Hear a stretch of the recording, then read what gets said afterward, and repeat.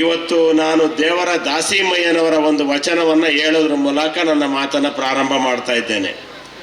ಯಾಕೆ ಅಂತೇಳಿದರೆ 12ನೇ ಶತಮಾನದ ಜಗಜ್ಯೋತಿ ಬಸವೇಶ್ವರರು ಏನು ಸಮಾಜದ ನಿರ್ಮಾಣಕ್ಕಾಗಿ ಹೋರಾಟ ಮಾಡಿದ್ರು, ಆ ನಂತರ ಹಲವಾರು ಜನ ಮಹಾಪುರುಷರು ಶ್ರೇಷ್ಠರು ವಚನ ಶ್ರೇಷ್ಠರು ಬಂದಿದ್ರು.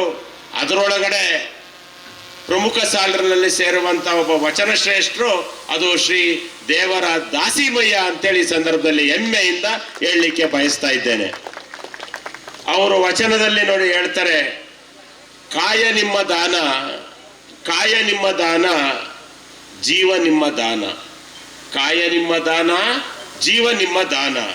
ಅದೇ ರೀತಿ ಕಾಯ ಜೀವ ಉಳ್ಳಲ್ಲಿಯೇ ಇದ್ದರೆ ನಿಮ್ಮ ಪೂಜಿಸದ ಎಡ್ಡಿಗರೇನೆಂಬ ರಾಮನಾಥ ಅಂತೇಳಿ ಒಂದು ಬಹಳ ಸುಂದರವಾದಂಥ ವಚನವನ್ನು ಅವತ್ತು ವಚನಕಾರರಲ್ಲಿ ಒಬ್ಬರು ಶ್ರೇಷ್ಠರಾದ ಶ್ರೀ ದೇವರ ದಾಸಿಮಯ್ಯನವರು ಹೇಳ್ತಾರೆ. ಇನ್ನು ನೀವು ತುಂಬ ಜನ ಏನು ಹಂಪೆಯ ಹೇಮಕೂಟಕ್ಕೆ ಹೋಗಿದ್ದೀರಿ, ಅಲ್ಲಿ ನಮ್ಮ ಶ್ರೀ ಶ್ರೀ ದಯಾನಂದಪುರಿಯವರ ಒಂದು ದೊಡ್ಡ ಮಠ ಬಹಳ ಸುಂದರವಾಗಿದೆ. ಅಲ್ಲೇ ತಾಯಿಯ ಬನಶಂಕರಿ ದೇವಿಯ ಒಂದು ದೊಡ್ಡ ದೇವಾಲಯ ಇದೆ. ಬಹುಶಃ ಇಲ್ಲಿರೋರು ಬಹುತೇಕ ಹೋಗಿ ಬಂದಿದ್ದಾರೆ ಅಂತ ಕಾಣುತ್ತೆ. ಹಂಪಿಲಿರೋ ಹೇಮಕೂಟದಲ್ಲಿರ್ತಕ್ಕಂಥ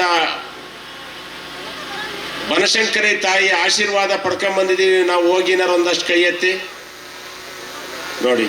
ಹೋಗಿಲ್ಲ ಆದರೆ ನಿಮ್ಮಲ್ಲಿ ಕಳಕಳಿಯ ಮನವಿ ಮಾಡ್ತೇನೆ, ಮುಂದಿನ ತಿಂಗಳಲ್ಲಿ ಬುದ್ಧಿ ಹಂಪೆ ಉತ್ಸವ ನಡೆಯೋದು. ಬುದ್ಧಿ ಇದೇ ಫೆಬ್ರವರಿ ತಿಂಗಳಲ್ಲಿ ಅಲ್ಲಿ ಹಂಪಿ ಉತ್ಸವ ನಡೆಯುತ್ತೆ. ರಾಜ್ಯದಲ್ಲಿರ್ತಕ್ಕಂಥ ಎಲ್ಲ ದೇವಾಂಗ ಬಂಧುಗಳು ಬನಶಂಕರಿ ತಾಯಿಯ ಆಶೀರ್ವಾದವನ್ನು ಪಡೀಲಿಕ್ಕೆ ನೀವೆಲ್ಲರೂ ಅಲ್ಲಿಗೆ ಹೋಗಿ ಆಶೀರ್ವಾದ ಪಡ್ಕೊಂಬರ್ಬೇಕು. ಅದಕ್ಕೆ ಏನಾದ್ರು ಸಹಕಾರ ಕೇಳಿದರೆ ಖಂಡಿತ ಶಾಸಕರಾಗಿ ನಿಮಗೆ ಸಹಕಾರವನ್ನು ಕೊಡ್ತಾರೆ ಅನ್ನೋ ಒಂದು ಮಾತನ್ನು ಈ ಸಂದರ್ಭದಲ್ಲಿ ಹೇಳಲಿಕ್ಕೆ ಬಯಸ್ತಾ ಇದ್ದೇನೆ.